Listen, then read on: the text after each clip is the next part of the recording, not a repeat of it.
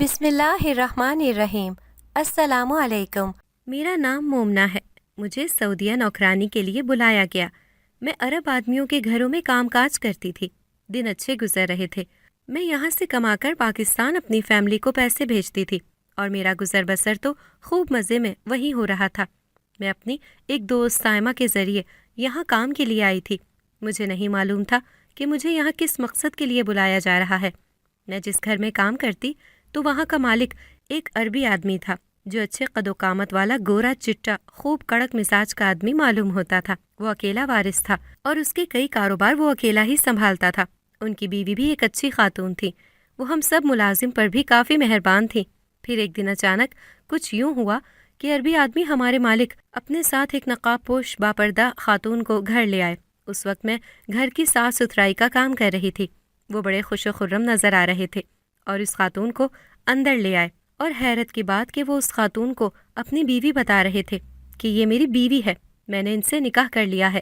لیکن تعجب مجھے جب ہوا جب مالکن عربی کی دوسری بیوی کو اپنی سوتن کو خود اپنے ہاتھوں سے پکڑ کر اندر کمرے میں لے گئیں۔ میں نے دل میں سوچا کہ مالکن نے غصے میں گلہ کرنے کی جگہ خود اپنی سوتن کو قبول کر لیا ہے۔ کیا مالک کی شادی مالکن کی مرضی سے ہوئی ہے؟ نہیں معلوم وہاں یہ سب کیا ہو رہا تھا۔ رات میں کام کاج سے فارغ ہو کر اپنے سرونٹ کوارٹر میں چلی گئی۔ ہمارا سرونٹ کوارٹر بنگلے کے ساتھ ہی بنا ہوا تھا جہاں سارے ملازم کے کمرے تھے۔ میں رات کسی کی آہٹ سے اٹھ بیٹھی۔ مجھے لگا کوئی آدھی رات یوں کس سے باتیں کر رہا ہے۔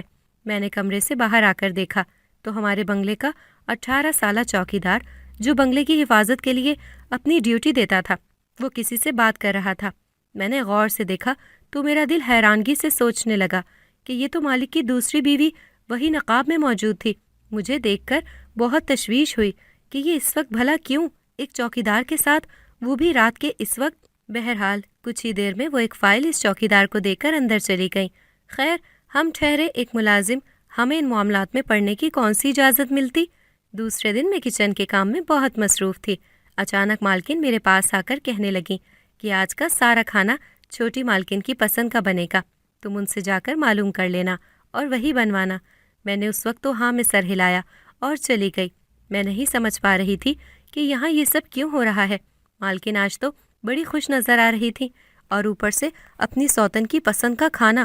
حیرت ہے، یہ بڑے لوگ بھی نہ کچھ بھی کر سکتے ہیں، میں نے دل میں سوچا اور اپنے کام میں مگن ہو گئی۔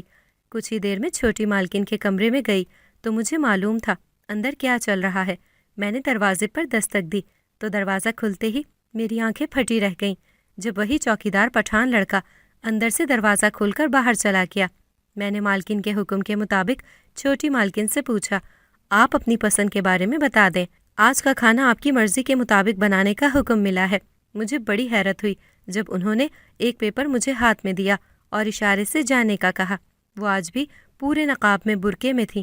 میں نے کمرے سے نکلتے وقت اس کاغذ پر نظر ڈالی تو کھانے کی لسٹ موجود تھی جس میں 6-7 ڈشوں کے نام موجود تھے۔ میں نے وہ لسٹ کے مطابق کھانے بنوانے کی تیاریاں شروع کی۔ میرے تو ہوش ہی اڑ گئے جب رات کھانے کی میز پر میں نے مالکن اور چھوٹی مالکن کو ساتھ کھانا کھاتے دیکھا۔ ان کو دیکھ کر تو یوں محسوس ہی نہیں ہو رہا تھا کہ اس شادی سے مالک اور مالکن کے بیچ کوئی پیچیدگی بھی ہو سکتی ہے۔ تینوں خوشی خوشی باتوں میں مصروف کھانے کھا رہے تھے۔ حیرت صرف مجھے ہی نہیں، گھر کے تمام نوکروں کو بھی تھی۔ سب کے سب نوکر مالک کے پیٹھ پیچھے باتیں بنا رہے تھے۔ میری تو کچھ سمجھ نہیں آ رہا تھا کہ یہ سب کیا ہو رہا ہے۔ اگلی رات میں نے پھر سے دیکھا وہی چوکیدار کسی سے باتیں کر رہا تھا۔ میں نے غور کیا تو اس بار ہماری مالکن اس چوکیدار کے ہمراہ باتوں میں مصروف تھی اور وہ چوکیدار وہی فائل مالکن کو دے رہا تھا جو اس دن اس چھوٹی مالکن نے چوکیدار کو دی تھی۔ میں ساری رات اسی کشمکش میں رہی کہ نہ جانے عربی مالک کے ساتھ یہ دونوں بیویوں نے کیا کھیل کھیلا ہوگا۔ وہ یہ سب پتہ نہیں کیوں کر رہی تھیں، لیکن ہوش تو تب اڑے جب اگلے روز مجھے سویرے سویرے ہی مالکن نے ایک ملازم کے ساتھ بلاوا بھیجا اور مجھے اپنے کمرے میں بلایا۔ میں اس وقت جلدی سے دوڑی چلی گئی کہ نہ جانے مالکن مجھ سے کیا کہنا چاہتی ہیں۔ میں نے جیسے ہی ان کے کمرے میں قدم رکھا، میں نے پھر سے اس پٹھان چوکیدار کو مالکن کے کمرے سے نکلتا دیکھا۔ وہ بہت گھبرایا ہوا لگ رہا تھا اور بہت جلدی میں تھا۔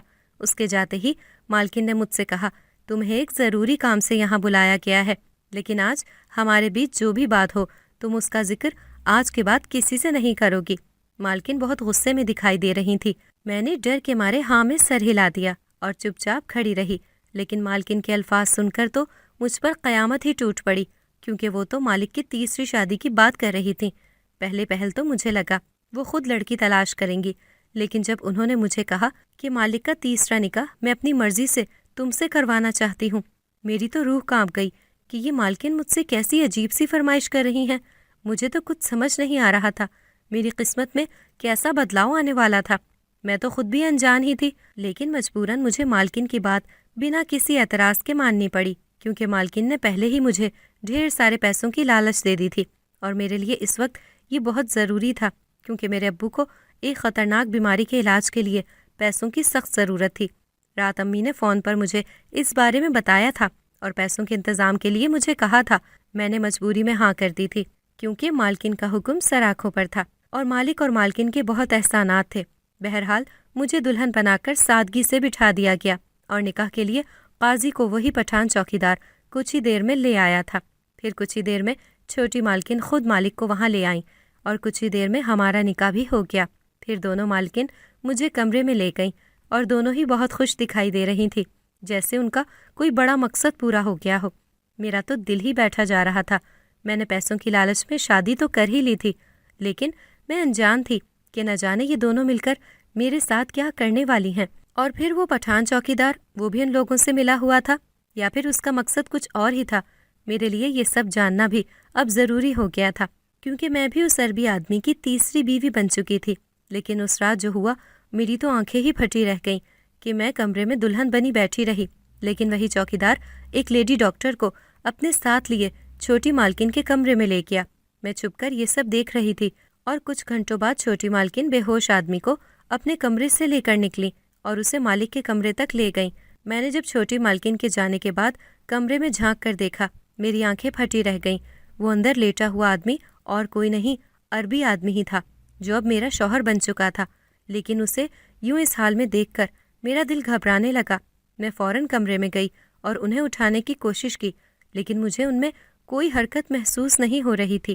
میرا دل زور زور سے دھڑکنے لگا کہ نہ جانے وہ دونوں مالکن اور وہ چوکیدار میرے شوہر کے ساتھ کہیں کچھ غلط، کہیں یہ لوگ دولت کی لالچ میں کچھ۔ میں سوچ سوچ کر پریشان ہونے لگی تھی، کیونکہ اگر کچھ غلط ہو رہا تھا تو میرا فرض بنتا تھا کہ اپنے شوہر کی جان بچانا، لیکن میری سمجھ میں نہیں آ رہا تھا مالک کی شادی مجھ سے کروانے کا آخر کیا مقصد ہو سکتا تھا۔ مجھے نہیں معلوم تھا کیا قیامت ٹوٹنے والی تھی۔ اگلے روز میں نے پھر سے اس پٹھان چوکیدار کو لیڈی ڈاکٹر کے ساتھ چھوٹی مالکن کے کمرے میں جاتے دیکھا، اور ویسے ہی کچھ گھنٹوں بعد چھوٹی مالکن بے ہوش ہوئے میرے شوہر کو ان کے کمرے میں چھوڑ آئیں۔ میں نے بڑی مالکن کے کمرے میں جاتے ہی بہانے سے پوچھا کہ جس دن سے میرا نکاح ہوا ہے میرے شوہر کہاں ہیں؟ مجھے نہیں معلوم، میری ان سے اب تک ملاقات نہیں ہوئی۔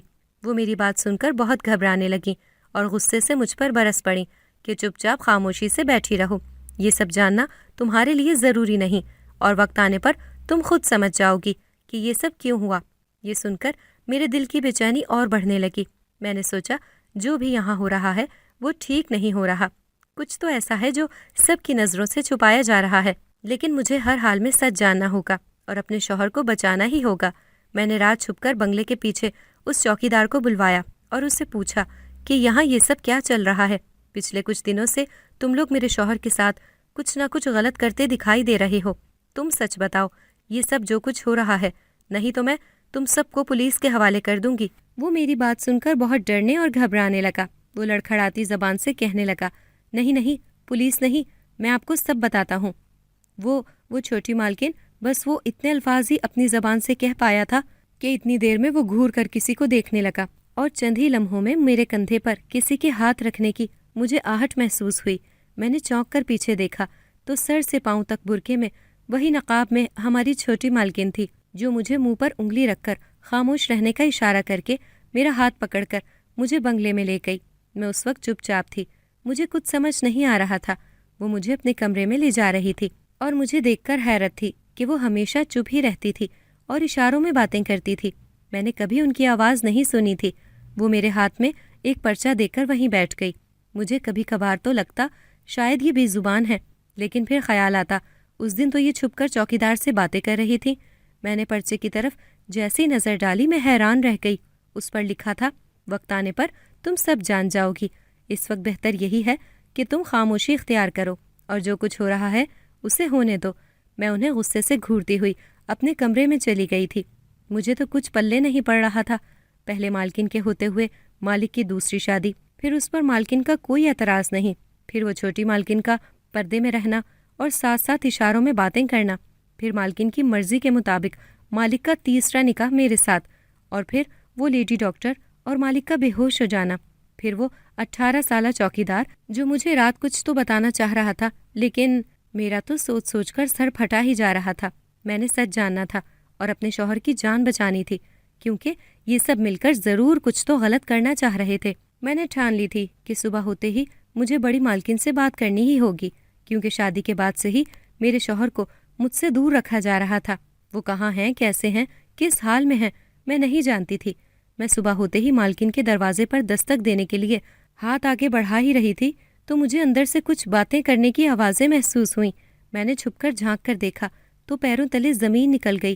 وہاں سائمہ اور بڑی مالکن کچھ فائل دیکھ کر باتیں کر رہی تھیں، اور پٹھان چوکیدار بھی وہی نظریں جھکائے کھڑا تھا۔ میرے دل میں آیا، یہ سائمہ تو وہی ہے جس نے مجھے اس نوکری کے لیے یہاں سعودیہ بلایا تھا، کیونکہ یہ عربی آدمی سائمہ کا دور کا رشتہ دار تھا۔ لیکن پھر سائمہ نہ جانے کہاں غائب ہو گئی تھی، اور پھر یوں اچانک اس طرح سائمہ کا یہاں موجود ہونا، کچھ تو بات تھی۔ میں نے سوچا کہ سائمہ سے ملاقات کروں، لیکن یہ ابھی مناسب وقت نہیں تھا۔ میں واپس ہی اپنے کمرے میں چلی گئی تھی۔ پھر کچھ گھنٹوں بعد میں نے نیچے بڑی مالکن کے کمرے سے چھوٹی مالکن اور پٹھان چوکیدار کو جاتے ہوئے دیکھا۔ میرے ذہن میں آیا، ابھی تو کچھ گھنٹے پہلے ہی یہاں سائمہ تھی، اور اب یہ چھوٹی مالکن اس چوکیدار کے ساتھ کہاں جا رہی ہیں؟ میں نے سوچا، آج تو میں سچ جان کر ہی رہوں گی۔ میں نے بنگلے سے باہر نکل کر اس گاڑی کا پیچھا کیا جس میں چھوٹی مالکن اور وہ چوکیدار بیٹھ کر جا رہے تھے۔ میں نے رکشہ کیا اور دونوں کا پیچھا کیا، اور راستے بھر سائمہ کو فون ملاتی رہی، لیکن سائمہ کا نمبر پہلے کی طرح اب بھی بند جا رہا تھا۔ میرا دل بیٹھا جا رہا تھا۔ وہ گاڑی تو ایک بہت بڑے ہسپتال کے آگے رک گئی تھی، اور دونوں گاڑی سے اتر کر ہسپتال کے اندر چلے گئے تھے۔ میں بھی ساتھ ساتھ ہی اندر چلی آئی، لیکن جب میں نے چھوٹی مالکن کو کاؤنٹر کے آگے ہی اس لیڈی ڈاکٹر سے بات کرتے دیکھا۔ یہ تو وہی لیڈی ڈاکٹر تھی جو چوکیدار کے ساتھ کئی بار ہمارے بنگلے پر آ چکی تھی۔ مجھے لگا کہیں چھوٹی مالکن پیٹ سے، لیکن شاید بات تو اس سے بھی بڑی تھی۔ اس ڈاکٹر سے چھوٹی مالکن کی ملاقات کی وجہ کچھ اور ہی تھی۔ یہ دونوں وہی فائل ڈاکٹرنی کے کہنے میں آ کر وہی کاؤنٹر پر جمع کروا کر چلے گئے۔ میں پیچھے ہی چھپ گئی تھی، لیکن چوکیدار لڑکے کے چہرے سے پریشانی صاف دکھائی دے رہی تھی۔ ان دونوں کے ہسپتال سے جانے کے بعد میں نے کاؤنٹر سے اس فائل کے بارے میں معلومات کرنے کی بہت ہی کوشش کی، لیکن کاؤنٹر والوں نے صاف انکار کر دیا کہ ایسے ہم کسی بھی مریض کی معلومات کسی بھی غیر کو نہیں دیتے۔ پھر میں نے اس لیڈی ڈاکٹر سے ملنے کی کوشش کی۔ میں اس ڈاکٹر کا نام جانتی تھی اور نہ ہی یہ کہ وہ کس مرض کی ڈاکٹر ہیں۔ پھر میں کیسے اس ڈاکٹر کی معلومات کرتی؟ میں نے ہسپتال کے ہر کمرے میں اس ڈاکٹر کو تلاش کرنا شروع کیا، لیکن میرا دل زور زور سے دھڑکنے لگا۔ وہ ڈاکٹر کہیں موجود نہیں تھی۔ پھر میں نے گھر واپس جانے کا فیصلہ لیا اور چل پڑی۔ اچانک میں آپریشن تھیٹر سے نکلنے والی ڈاکٹر سے ٹکرا گئی، جو بہت جلدی میں تھی۔ مجھے سوری کہتے ہوئے وہ وہاں سے نکل گئی۔ میں نے ساتھ والی ایک نرس سے معلوم کیا کہ یہاں مریض کا کس چیز کا آپریشن ہوا ہے۔ وہ کہنے لگی دماغ کا۔ میں نے پوچھا، اور وہ لیڈی ڈاکٹر؟ وہ نرس بتانے لگی کہ وہ دماغی امراض کی بہت بڑی اسپیشلسٹ ہیں، اور یہ آپریشن انہی کی بنا پر ہوا ہے۔ یہ بہت بڑے آدمی ہیں۔ بس یہ کہتے ہی نرس جلدی میں چلی گئی۔ میں نے اس ڈاکٹر سے بہت ملنے کی کوشش کی، لیکن مصروفیات کی نسبت وہ مجھ سے نہیں مل سکیں۔ میں اس وقت تو ہسپتال سے واپس ہی بنگلے پر آ گئی تھی۔ میرا فون بجا تو مجھے بہت ہی حیرت ہوئی۔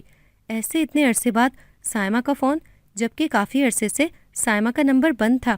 اس سے میری بات ہوئی تو وہ مجھ سے میرا حال احوال پوچھنے لگی، اور بہت جلد تم سے ملوں گی یہ کہہ کر فون بند کر دیا۔ اس سے پہلے میں اسے اپنی شادی کا بتاتی وہ فون بند کر چکی تھی۔ پھر دوبارہ فون کرنا چاہا تو نمبر مسلسل بند ہی جا رہا تھا۔ میں بہت گھبرانے لگی کہ آج ہسپتال میں جو کچھ ہوا وہ سب، اور مجھے تو سب سے زیادہ حیرانگی اس بات پر تھی میں اپنے شوہر سے اب تک نہیں ملی تھی۔ جس دن سے میرا نکاح ہوا اس دن سے تو میں نے اپنے شوہر کی شکل تک نہیں دیکھی تھی۔ میں یہ سب سوچ کر بے چین ہوئے جا رہی تھی۔ اگلی صبح میں نے سائمہ کی آواز پھر سے بڑی مالکن کے کمرے سے سنی تو کان لگا کر سننے کی کوشش کی تو حیران رہ گئی۔ وہ کسی مریض کی بات کر رہی تھی اور اسی اسپتال کا نام لے رہی تھی جہاں چھوٹی مالکن اور پٹھان چوکیدار کو ساتھ جاتے ہوئے دیکھا تھا۔ میں نے دیکھا کچھ گھنٹوں بعد چھوٹی مالکن پھر سے اس چوکیدار کے ساتھ کہیں جا رہی تھی، لیکن بڑی مالکن کے کمرے میں تو سائمہ تھی۔ وہ آج پھر سے کہاں غائب ہو گئی؟ اور یہ چھوٹی مالکن کیسے؟ میں نے پھر سے ان لوگوں کا پیچھا کیا تو ان کی گاڑی پھر سے اسی اسپتال کے آگے رک گئی تھی۔ یہ لوگ کافی پریشان دکھائی دے رہے تھے۔ میں نے خود کو چادر میں لپیٹ کر ان کا پیچھا کیا۔ میں نے دیکھا چھوٹی مالکن پھر سے اس لیڈی ڈاکٹر کے ساتھ بات چیت کر رہی تھی۔ پھر وہ ڈاکٹر کے ساتھ باتیں کرتے ہوئے اندر چلی گئی تھی اور دور سے ہی یہ لوگ ICU میں کسی کو دیکھ رہے تھے۔ آخر کون تھا جو یہاں اسپتال میں موجود تھا؟ اور پھر مجھے یاد آیا کہ وہ نرس کہہ رہی تھی کہ کسی مریض کا یہاں دماغ کا آپریشن ہوا ہے۔ میں نے چھپ کر بہت کوشش کی کہ ان لوگوں کی باتیں جان سکوں، لیکن میں بہت دور کھڑی تھی اور ان کی باتیں نہیں سن پا رہی تھی۔ پھر جیسے ہی وہ لوگ نیچے جانے لگے میں فوراً دوڑی اور ICU کے باہر سے دیکھا کہ اندر مریض کون ہے۔ میرے تو سر پر آسمان ہی ٹوٹ پڑا، میرے قدم لڑکھڑانے لگے۔ میں فوراً کاؤنٹر پر گئی اور اپنا حوالہ دیا تو کاؤنٹر والوں نے فوراً وہ فائل نکال کر میرے ہاتھوں میں دے دی تھی۔ میں نے جیسے ہی وہ فائل کھولنے کی کوشش کی تو میرا ہاتھ پکڑ کر کسی نے روک لیا۔ میں نے دیکھا تو وہ وہی لیڈی ڈاکٹر تھی اور مجھے ساتھ ساتھ ہی اپنے کمرے میں لے گئی اور میرے ہاتھ سے فائل لے کر وہاں ٹیبل پر رکھ دی اور کسی کو کال کرنے لگی اور کہنے لگی کہ ایسے ایسے ایک لڑکی یہ فائل دیکھ کر مریض کی معلومات کرنا چاہ رہی تھی، لیکن میں آپ سب کی اجازت کے بغیر اسے یہ نہیں کرنے دوں گی۔ میں نے ڈھیر سارے سوال اس ڈاکٹر سے کر ڈالے، لیکن وہ چپ چاپ رہی اور کہنے لگی سوری، میں آپ کے کسی بھی سوال کا جواب نہیں دے سکتی، بہتر یہی ہوگا آپ اس وقت یہاں سے چلی جائیں۔ میں چپ چاپ چلی گئی اور سارے راستے بڑی مالکن اور چھوٹی مالکن کے بارے میں سوچتی رہی کہ کیوں ان لوگوں نے مجھ سے یہ بات چھپا کر رکھی، آخر کیوں مجھے اس بات کی خبر تک نہ ہونے دی، اور یہ سب کب سے چل رہا تھا۔ اور پھر وہ چوکیدار، آخر وہ مجھے اس دن کیا بتانے والا تھا؟ اور آج جب میں نے اسے ICU میں دیکھا میں تو غصے سے بھری گھر کی طرف جا رہی تھی۔ میں نے رکشے سے اتر کر فوراً اس چوکیدار کا گریبان پکڑ کر پوچھا، آخر کیوں تم نے ایسا کیا؟ تم بھی ان لوگوں کے ساتھ مل کر یہ سب کرتے رہے؟ وہ چپ چاپ میرا غصہ برداشت کرتا رہا۔ وہ بہت ڈرا اور سہما ہوا تھا، لیکن جو ہی اس نے کہا آپ اندر مت جانا، میں تو سب چھوڑ چھاڑ کر بھاگنے لگی کہ یہ مجھے کیوں روک رہا ہے، آخر اندر ایسا بھی کیا چل رہا ہے، اور یہ لوگ تو پہلے ہی مجھ سے بہت کچھ چھپا چکے ہیں، اب یہ نئی سازش۔ میں فوراً بنگلے کے اندر چلی گئی اور پٹھان چوکیدار کے لاکھ منع کرنے کے باوجود بھی میں نے اس کی ایک نہ سنی، لیکن جو ہی میں اندر پہنچی وہاں کا منظر تو کچھ اور ہی دکھائی دے رہا تھا، جس نے میرے ذہن میں اٹھنے والے ہر سوالات کو ایک نیا مقام دے دیا تھا۔ وہاں چند عورتیں پہلے ہی موجود تھیں جو بڑی اور چھوٹی مالکن پر زور زبردستی کر رہی تھیں، اور دونوں مالکنوں کو باندھ کر رکھا ہوا تھا اور ان کے سر پر بندوق تانی ہوئی تھی۔ میں دیکھ کر فوراً گھبرا گئی۔ اب سمجھ آیا کہ چوکیدار مجھے کیوں اندر آنے سے منع کر رہا تھا، لیکن جو ہی میں نے چھوٹی مالکن کی آواز سنی میرے تو پیروں تلے سے زمین ہی نکل گئی کہ وہ تو… بہرحال میں نے وہاں بڑی مالکن کے اشارے کو سمجھتے ہوئے وہاں سے چھپ کر پیچھے کے راستے سے نکل کر بنگلے کے باہر آئی اور چوکیدار کو اپنے ہمراہ ساتھ لے کر پولیس کے پاس گئی اور پولیس کو اس معاملے کی ساری خبر دی، اور چوکیدار کے کہنے پر میں نے بینک کے لاک اپ سے فائل نکال کر ان پر دستخط کر دیے، اور ہم لوگ جیسے ہی بنگلے پر پہنچے اس وقت پولیس ان تمام عورتوں کو گرفتار کر کے لے جا چکی تھی، لیکن میرے سوالات ابھی باقی تھے جو مجھے ابھی ان سب سے کرنے تھے۔ وہاں بڑی مالکن، چھوٹی مالکن اور چوکیدار موجود تھا۔ میں نے چیخ چیخ کر ان سب سے سوالات کرنے شروع کر دیے کہ میں نے آپ سب کی جان تو بچا لی، لیکن آخر آپ سب نے میرے ساتھ اتنا بڑا دھوکہ کیوں کیا؟ کیوں مجھ سے چھپا کر رکھا کہ میرے شوہر ہسپتال میں داخل ہیں اور ان کے دماغ کا آپریشن ہوا ہے؟ اور تو اور میری اس شادی کا مقصد، اور پھر یہ سب کیوں؟ مجھے ان سے کبھی ملنے نہیں دیا، اور آخر وہ تمام عورتیں، ان سب کا میرے شوہر سے کیا تعلق؟ وہ سارے پیپر جن پر میں نے دستخط کر ڈالے، ان کے مطابق تو میں اب ساری جائیداد کی مالک تھی، یہ سارا کاروبار میرے نام ہو چکا تھا، لیکن ایسا کیوں؟ میری بات سنتے ہی چھوٹی مالکن نے آگے بڑھ کر اپنا نقاب ہٹایا اور خود کو بے نقاب کیا تو میری جان ہی نکل گئی۔ میں ان کی آواز تو پہلے ہی سن چکی تھی۔ چھوٹی مالکن اپنا چہرہ بے نقاب کر چکی تھی، وہ اور کوئی نہیں، میری ہی دوست سائمہ تھی۔ میری سمجھ اب بھی کچھ نہیں آ رہا تھا۔ آخر بڑی مالکن نے چھوٹی مالکن سے اپنے شوہر کا نکاح کروایا، پھر وہ میری ہی دوست جو عربی آدمی کو اپنا رشتہ دار بتاتی تھی، اور پھر دونوں کے کہنے پر مالک کا تیسرا نکاح میرے ساتھ۔ سائمہ کہنے لگی، تم سچ جاننا چاہتی ہو تو سنو، وہ یہ کہہ کر اپنے آنسوؤں کو صاف کرنے لگی، کہنے لگی یہ سب ہم نے تمہاری جان بچانے کے لیے کیا ہے۔ یہ سب سن کر تو میرے اوپر قیامت ٹوٹ پڑی کہ جس دن سے تم یہاں آئی مالک کے کچھ کاروباری دوستوں کو تم اتنا پسند آنے لگی کہ وہ تمہارے ذریعے کئی غلط کاموں کو پاکستان میں سر انجام دینا چاہتے تھے اور لاکھوں کی ہیرا پھیری میں مالک کو پھنسانا چاہتے تھے، لیکن وہ تو مالکن نے وقت رہتے ہی سب جان لیا، اور وہ جانتی تھی مالک کی دوسری تیسری شادی ہی اس مصیبت کا واحد حل ہے۔ میں نے حیرانگی سے پوچھا بھلا وہ سب کیسے؟ وہ کہنے لگی مالک کے کاروبار کو وہ پہلے ہی ہتھیانے کے لیے بڑی مالکن کے سارے بینک اکاؤنٹ اور ان کے حصے کی ساری جائیداد کو ہڑپ کر چکے تھے، اور ساتھ ساتھ مالک کی دماغی حالت بھی کچھ ناساز تھی کیونکہ انہیں سالوں سے برین ٹیومر تھا، اور وقت کے ساتھ ساتھ ان کے دماغ نے کام کرنا چھوڑ دیا تھا اور جلدی ان کا آپریشن کرانا بھی ضروری تھا۔ مجھے یاد آنے لگا جبھی وہ لیڈی ڈاکٹر ہمارے گھر آتی تھی اور ان کے جانے کے بعد مالک بے ہوش ہوتے تھے، پھر انہیں کمرے میں چھوٹی مالکن چھوڑ کر آتی تھی۔ میں نے دل میں سوچا میں کتنا غلط سمجھتی رہی، لیکن مالکن نے پولیس کی مدد کیوں نہیں لی، اور سائمہ کی میرے مالک سے دوسری اور تیسری شادی کیوں؟ میرا اگلا سوال سائمہ سے یہی تھا۔ وہ کہنے لگی مالکن اس وقت بالکل اکیلی ہی تھی اور انہیں بھروسے کے لیے 2 عورتوں کی مزید ضرورت تھی۔ مالک کی دوسری تیسری شادی کے لیے کیونکہ پولیس کی مدد ان کے بچوں کی جان لے لیتی، ان کے بچے ان عربی عورتوں کے قبضے میں تھے، اس لیے بڑی مالکن نے مالک کو دوسری شادی کے لیے تیار کیا، اور پھر تیسری شادی کا وقت آیا تو اس وقت مالک کی حالت بہت بگڑ رہی تھی۔ تمہاری شادی کے دن مالک کو فوراً علاج کی ضرورت پڑ گئی، لیکن میری سمجھ میں اب تک نہیں آیا تھا کہ یہ دوسری تیسری شادی کا کیا چکر تھا، اور مالکن کو 2 بھروسے والی عورتوں کی ضرورت، آخر وہ کسی سے بھی مالک کی شادیاں کروا سکتی تھیں۔